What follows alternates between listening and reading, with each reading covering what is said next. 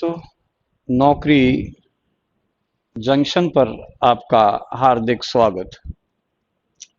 General science के हम ऐसे प्रश्न देख रहे हैं जो लगातार परीक्षाओं में आते रहे। बहुत अच्छे प्रश्न हैं, बेसिक फंडामेंटल क्वेश्चंस हैं और ये हम सबको आने भी चाहिए। आइए आइए अब हम देखते हैं 201 निम्न में से किसमें गतिज ऊर्जा है। यानी हमें ये देखना है इनमें से गतिज ऊर्जा किसमें मौजूद है। ऑप्शन दे रखे हैं, चाबी भरी हुई घड़ी में, भूमि पर लुढ़कती गेंद में, सिलेंडर में संपीड़ित गैस के अंदर, जमीन से ऊपर कोई रखा हुआ पिंड है। आप भी जानते हैं जब किसी वस्तु में गति के कारण ऊर्जा आती है तो दिस इज ए गतिज ऊर्जा।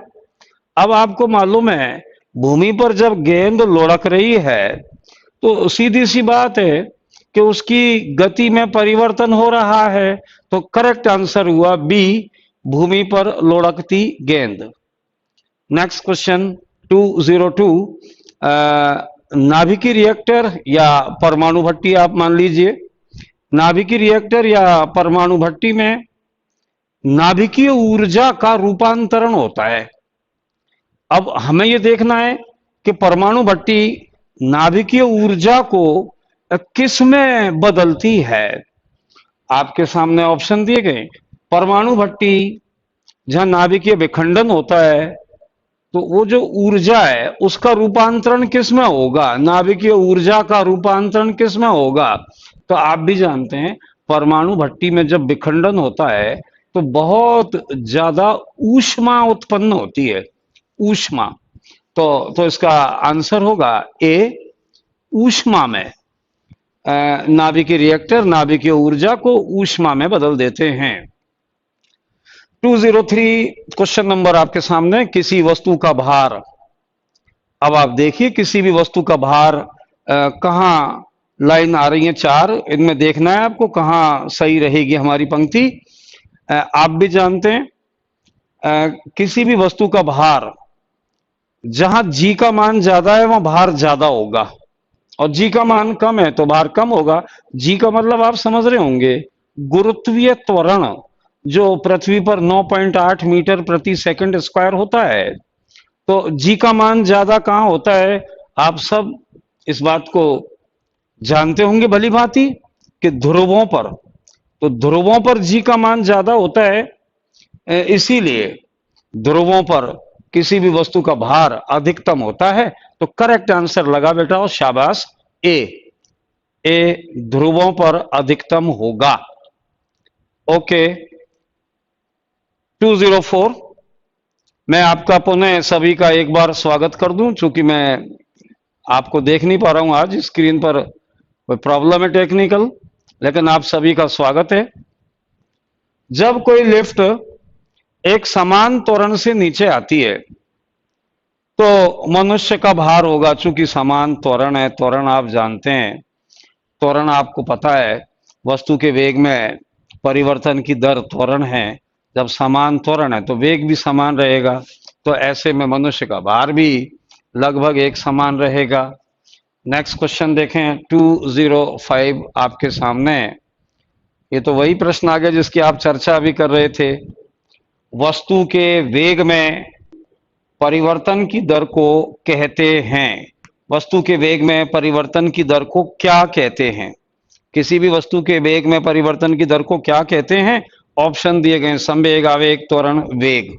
आप भी जानते हैं जब किसी वस्तु के वेग में परिवर्तन की दर की बात आएगी तो वो त्वरण कहलाएगा, सी। करेक्ट आंसर होगा सी, त्वरण। Okay 205 very good. Question number 206 देखें दोस्तों। 206 अनाज भंडारण में प्रयुक्त होता है। 206 अनाज भंडारण में, इसकी टेक्निक सही करो ना प्रॉब्लम। स्क्रीन पे नाम और दिन जैसे चलते थे, आज व्यूअर्स नहीं दिख रहे हैं। Okay okay, thank you. आइए दोस्तों, फिर आप सभी का स्वागत। 206। देखो, आप हम सब जानते हैं, हमारे घरों में भी हम गेहूं का भंडारण करते हैं। तो हम जो गेहूं के अंदर जो टैबलेट रखते हैं, आपको मालूम है बेटा हो, वो टैबलेट आपके सामने रखी हुई है, एल्यूमिनियम फास्फाइड। और एल्यूमिनियम फास्फाइड को ही सेल्फॉस के नाम से जाना जाता है। सेल्फॉस इसी का व्यावसायिक नाम है, एल्यूमिनियम फास्फाइड का। करेक्ट आंसर लगाया जाए एल्यूमिनियम फास्फाइड, जिसका हम घरों में गेहूं भंडारण में उपयोग करते हैं। Okay, thank you. Question number 207। निम्न में से अजनबी गैस है। अब हमें देखना है अजनबी गैस। आप भी जानते हैं, ऑप्शन है helium, xenon, mustard gas, iodine. देखिए, आप सबने अक्रिय गैसों के बारे में पढ़ा है। अक्रिय गैस, अक्रिय गैस जो किसी से क्रिया नहीं करती हैं, अक्रिय गैस होती हैं। अब उन्हीं में से एक गैस का नाम आप देख पा रहे हैं, जिनॉन। आपको मालूम है जिनॉन अक्रिय गैस है, यानी क्रिया नहीं करनी चाहिए, लेकिन फिर भी जिनॉन कुछ तत्वों के साथ संयोग कर जाती है। इसीलिए जिनॉन को अजनबी गैस या स्ट्रेंजर गैस, स्ट्रेंजर गैस के नाम से जाना जाता है। वेरी गुड, बहुत अच्छे। क्वेश्चन नंबर 208 देखें। 208, निम्न में परमाणु क्रमांक 11 किस तत्व का है? यानी आवर्त सारणी को जब हम देखते हैं तो उसमें हमें यह देखना है परमाणु क्रमांक 11 पर कौन सा तत्व इनमें से आता है। तो आपको भी मालूम है, अगर आप आवर्त सारणी याद है तो आप बोल पाओगे hydrogen, helium, lithium, beryllium, boron, carbon, nitrogen, oxygen, neon, sodium. तो आप देखें 11 पे आ गया है सोडियम। तो यहां करेक्ट आंसर होगा सोडियम। परमाणु क्रमांक 11 पर मौजूद तत्व है सोडियम Na, जिसको नाइट्रियम भी कहते हैं आप लोग, नाइट्रियम। गुड। Question number 209। 209, निम्न में से किसे टेबल साल्ट कहा जाता है? दोस्तों करेक्ट आंसर लगाइए फटाफट। निम्न में से किसे टेबल साल्ट कहा जाता है? टेबल साल्ट ऑप्शन दिए गए हैं, सोडियम क्लोराइड, अमोनिया, फ्लोरीन, ठोस। आपको मालूम है टेबल साल्ट किसे कहते हैं?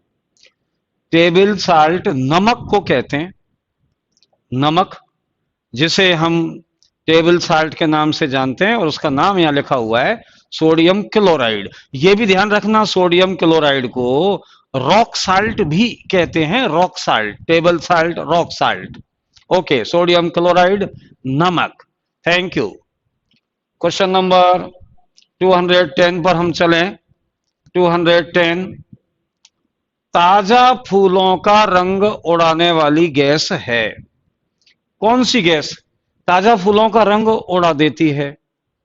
आइए, ताजा फूलों का रंग उड़ाने वाली गैस कौन सी है? ऑप्शन दिए गए, ए ब्रोमीन, बी ओजोन, सी हीलियम, डी क्लोरीन। आप जानते हैं ना, क्लोरीन जो गैस है, क्लोरीन, ये नमी की उपस्थिति में, नमी H2O की उपस्थिति में ताजा फूलों का रंग उड़ाती है। और फूल ताजा है तो उसमें नमी है, इसीलिए ताजा फूलों का रंग कौन उड़ाती है? Chlorine gas. ओके, ध्यान रखना, बहुत विषैली होती है, दूर रहा करो इससे। ओके, 211, क्वेश्चन नंबर 211 आपके सामने आ रहा है। गिर, थारपारकर आदि कौन से जंतुओं की किस्म हैं? देखो, आप देख रहे हैं गिर, थारपारकर, ये फेमस प्रजाति हैं, फेमस प्रजाति हैं। इसीलिए इनमें से आपको छांटना है गिर, थारपारकर किस जंतु की प्रजाति हैं। तो आप जवाब दे पाएंगे, करेक्ट आंसर दे पाएंगे। इनमें से कौन ऑप्शन करेक्ट होगा? लगाइए आप लोग आंसर। Very good. आप देख रहे हैं गिर और थार पार कर गाय की, वेरी गुड, किस्में हैं गाय की। जी। Question number 212। 212। एक बार आप सभी बच्चों का, दोस्तों का, फ्रेंड्स का स्वागत नौकरी जंक्शन पर। आइए 212। Very good. आप बहुत अच्छे आंसर देख रहे हैं। एक बालक कमेंट लिख रहा है, सर आप कमेंट नहीं पढ़ रहे हैं क्या? नहीं, मैं बराबर देख पा रहा हूं। बिल्कुल, सभी को बहुत बहुत थैंक यू। दीजिए आप आंसर, अपना जोश बिल्कुल हाई रखिए। Very good. आइए, राष्ट्रीय डेयरी अनुसंधान संस्थान कहाँ है? 212। आप जानते हैं ना, डेयरी अनुसंधान संस्थान। जी, करेक्ट आंसर होगा हरियाणा में है, और आप लगा पा रहे हैं answer Karnal. Very good, Karnal Haryana. Thank you. Question number 213। निम्न में से जरायुज, निम्न में से जरायुज जंतु है। यहां चार ऑप्शन दिए गए, मधुमक्खी, कॉकरोच, बिच्छू, तारा मछली। इनमें से आप देखें, इनमें से आप देखें,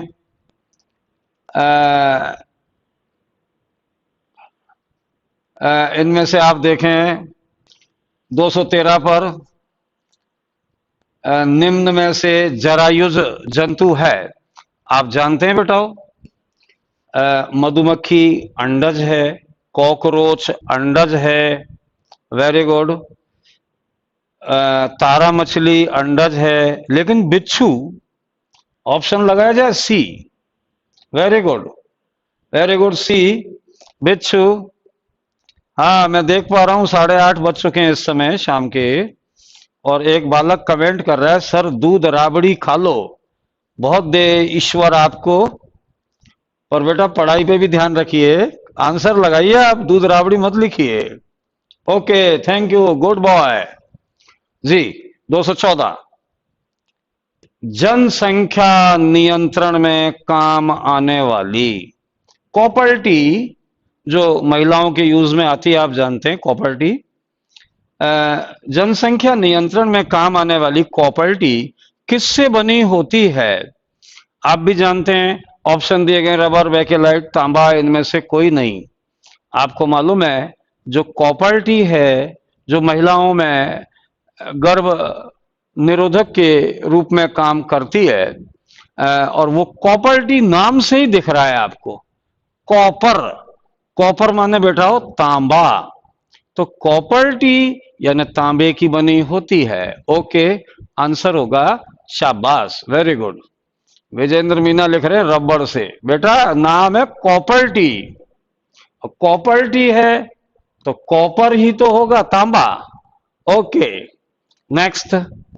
आइए क्वेश्चन नंबर 215। देखिए, बच्चों में कौन से दांत नहीं पाए जाते हैं? आप भी जानते हैं, बच्चों में दांतों की संख्या होती है 20, और वयस्क में होती है 32।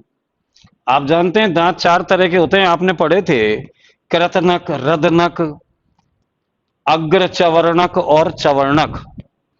तो बच्चों में जो चवर्णक है, जिसको मोलर कहते हैं, मोलर, या साधारण लैंग्वेज में कहते हैं बड़ी दाढ़, तो वो बड़ी दाढ़ जो है बच्चों में नहीं पाई जाती, यानी चवर्णक। करेक्ट आंसर होगा बी, बी, चवर्णक। आप फिर जान लें, बच्चों में चवर्णक नहीं पाए जाते हैं, इसीलिए उनकी संख्या 20 रह जाती है बेटा। Okay, thank you. Next question पे आइए। Question next. निम्न में से आप देख पा रहे हैं किसका शल्क पर्ण खाने के काम आता है? बिल्कुल, एनटीपीसी में था ये का यही क्वेश्चन, इसी लैंग्वेज में था, यही ऑप्शन थे। आप देखें, शल्क पर्ण किसका खाया जाता है? ओके दोस्तों, आंसर लगाइए आप। ऑप्शन है गाजर, आलू, प्याज, सलजम। आप सब जान लें। वेरी गुड, लगा दिया आपने आंसर, मैं देख पा रहा हूं। देखो, जो बच्चे आलू आलू लिख रहे हैं वो थोड़ा अलर्ट रहें। शल्क पर्ण प्याज में होता है। प्याज को जब आप छीलते हो ना तो प्याज के जो परतें आती है वो बिल्कुल शल्क जैसी गूदेदार होती हैं। उन्हीं को कहते हैं हम शल्क पर्ण। तो शल्क पर्ण किसका खाया जाता है? प्याज का। ध्यान रखना, प्याज और लहसुन ये दो शल्क पर्ण के उदाहरण हैं। Very good. ओके, सभी को बहुत बहुत थैंक यू, बहुत अच्छे आंसर दे रहे हैं आप। नेक्स्ट क्वेश्चन, नेक्स्ट क्वेश्चन आपके सामने आ गया है। ऐसे पादपों का वर्ग जिनमें जड़, तना और पत्ती नहीं पाई जाती है, यानी ऐसे पौधे जिनमें जड़, तना, पत्ती नहीं पाई जाती है, उन्हें कौन से वर्ग में या प्रभाग में रखा गया है? तो आप देखें ऐसे पौधे, और ऑप्शन दिए गए Thallophyta, bryophyta, pteridophyta, gymnosperm. Thallophyta, bryophyta, pteridophyta, gymnosperm. आइए दोस्तों, करेक्ट आंसर होगा ऐसे पौधे जिनमें जड़, तना, पत्ती कुछ भी नहीं होता, फल फूल कुछ भी नहीं होता, केवल थैलस ही थैलस होता है। इसलिए आंसर होगा A, thallophyta. Thallophyta, very good. Next 218। आइए, एंजाइम किसके बने होते हैं? आप भी जानते हैं, एंजाइम या जैव उत्प्रेरक सभी सजीवों में पाए जाते हैं। वायरस अपवाद है, यह आपने पढ़ा था। अब यहां प्रश्न है, एंजाइम किसके बने होते हैं? तो आप जानते हैं, ऑप्शन दिए गए वसा, कार्बोहाइड्रेट, शर्करा, एमिनो अम्ल। दोस्तों, हमने पढ़ा था एंजाइम प्रोटीन के बने होते हैं। अब चूंकि यहां प्रोटीन ऑप्शन पे नहीं है तो कोई बात नहीं, प्रोटीन नहीं है तो उसका सब्स्टिट्यूट आपको दिख रहा है। वेरी गुड, अब लगा दिया आपने आंसर। वेरी गुड, सब पहुंच गए। अब डी, एमिनो अम्ल। Okay okay, thank you. Amino अम्ल से बने होते हैं एंजाइम। 219, निम्न में से किस फल का मांसल आशय, मांसल आशय खाया जाता है? यानी इनमें से आपको छांटना है, मांसल आशय किसका खाते हैं? ऑप्शन दिए गए अंजीर, पपीता, नारियल, सुपारी। आप भी जानते हैं सुपारी का भ्रूण पोष खाया जाता है। नारियल, नारियल का जो अंदर जो निकलेगा नारियल में से, देखो बाह्य फल भित्ति, मध्य फल भित्ति, अंत्य फल भित्ति, इनको हटा दो, फिर जो अंदर निकलता है भ्रूण पोष है। पपीते की आप मध्य फल भित्ति, अंत्य फल भित्ति खाते हैं। करेक्ट आंसर होगा, शाबाश, लग गए आंसर आप सबके। ए, अंजीर। अंजीर, गूलर, इनका खाने योग्य भाग मांसलाशय। Very good.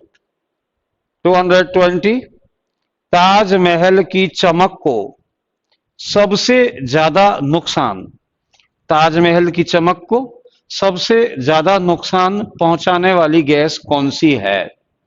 आपको भी मालूम है, ताजमहल जो शाहजहां ने बनवाया था, उस समय जो चमक थी वो अब खत्म होती जा रही है, और उसकी वजह है, बहुत बड़ी वजह, प्रदूषण।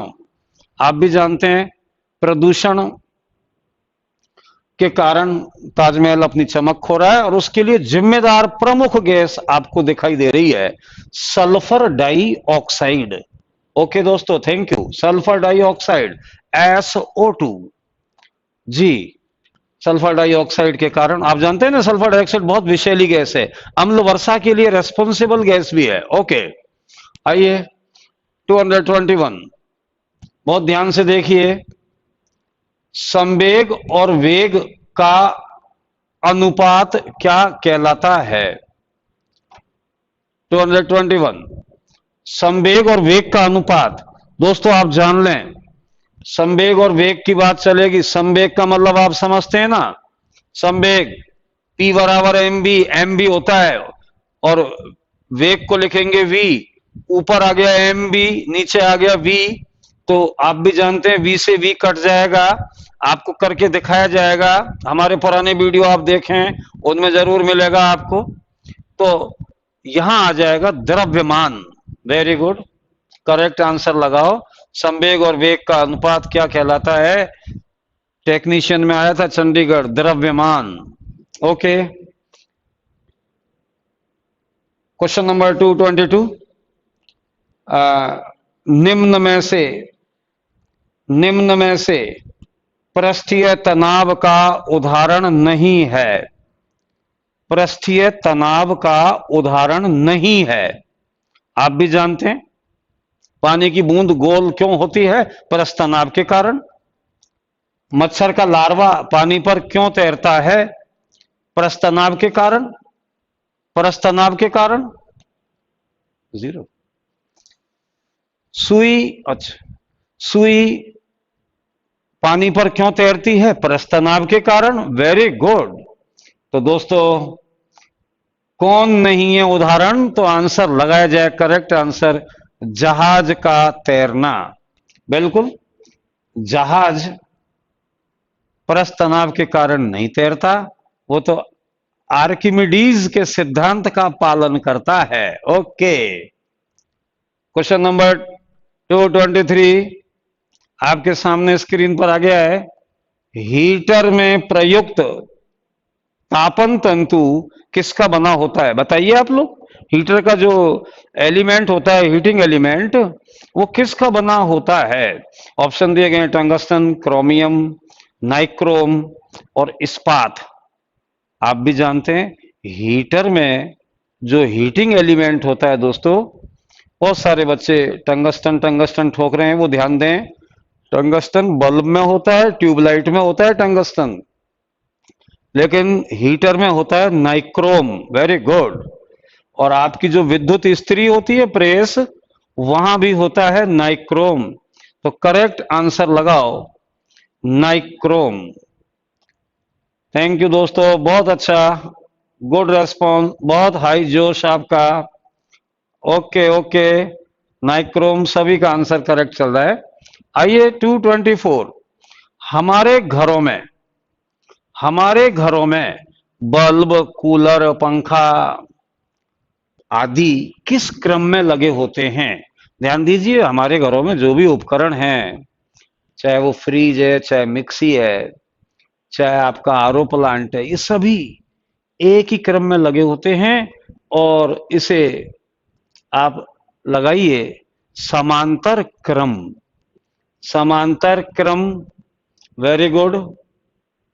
सारे उपकरण हमारे घरों में समांतर क्रम में लगाए जाते हैं। और आप जानते हैं रोड लाइट श्रेणी क्रम में लगाई जाती है। Very good, very nice.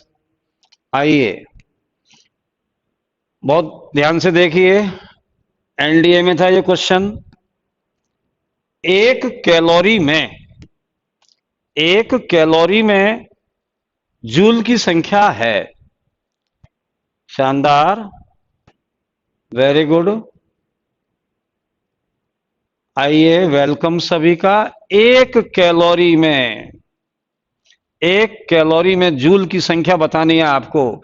Option दिए गए दोस्तों, 746 जूल, 418 जूल, सॉरी 4.18 जूल, और 4186 जूल, और लास्ट है 8 जूल। वेरी गुड, वेलकम दोस्तों। आप जानते हैं ना, एक कैलोरी में 4.18 जूल होते हैं।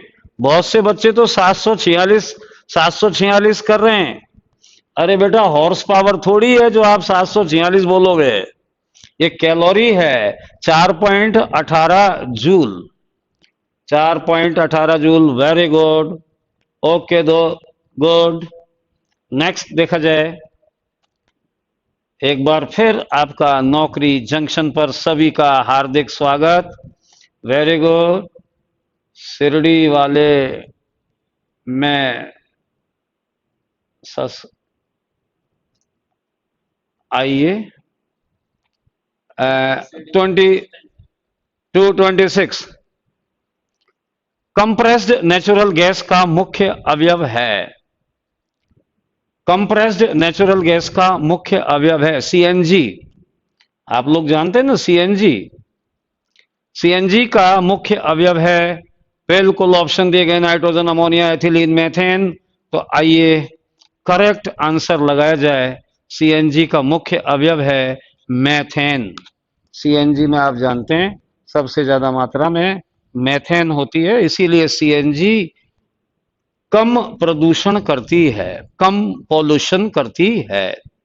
आइए, और सीएनजी हल्की भी होती है, ध्यान रखना, इसीलिए दुर्घटना की भी आशंका कम रहती है। नेक्स्ट क्वेश्चन आप देख रहे हैं, आपके सामने मौजूद है, निम्न में मीठा सोडा है। मीठा सोडा जी, अब मीठा सोडा देखिए आप, जो खाने के काम में आता है, पेट की एसिडिटी को दूर करता है, कोल्ड ड्रिंक्स बनाने के काम आता है, सोडा वाटर बनाते हैं आप लोग, अग्निशामक यंत्र में भरते हैं मीठा सोडा। आइए, बेकिंग पाउडर के निर्माण में काम आता है मीठा सोडा। तो इनमें से मीठा सोडा है। वेरी गुड, लगा दिया आपने, बहुत सारों ने correct answer. Okay, okay, answer लगाया जाए ए, सोडियम बाइकार्बोनेट। सोडियम बाइकार्बोनेट आप जानते हैं NaHCO3। गुड, मीठा सोडा। नेक्स्ट 228 आपके सामने आ गया, निम्न में से येलो केक, निम्न में से येलो केक किसे कहा जाता है? आप भी जानते हैं येलो केक किसे कहते हैं, क्वेश्चन है, लगाइए आंसर आप लोग।